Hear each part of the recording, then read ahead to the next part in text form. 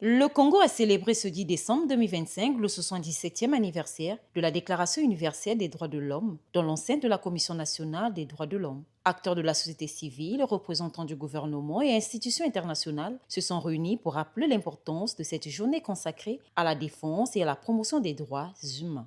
77 ans après, son héritage s'est renforcé par l'adoption d'une soixantaine d'instruments juridiques qui guident désormais l'action des États et affermissent notre responsabilité collective de faire des droits humains une réalité tangible plutôt qu'un idéal simplement proclamé. La célébration de cette journée offre donc l'occasion de rappeler la portée universelle des droits humains, de sensibiliser aux violations qui perdurent à travers le monde et d'encourager la protection, la promotion et la défense des droits de l'homme par les États, les institutions et l'ensemble des citoyens.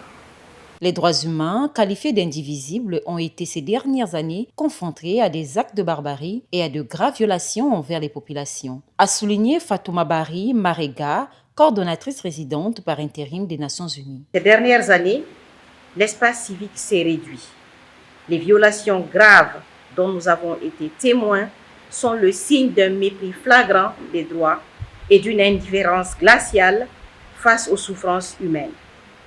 Unissons-nous pour les protéger et garantir dignité et liberté à tous et à toutes. Placée sous le thème « Les droits humains, nos essentiels de tous les jours », la commémoration a été marquée par l'appel du ministre en charge des droits humains, Aimé Wilfried Bininga, à une prise de conscience collective et au respect des droits institutionnels. Ce thème nous rappelle que les droits fondamentaux, loin d'être un luxe ou un idéal lointain, constituent une exigence permanente au cœur de la dignité et de la justice.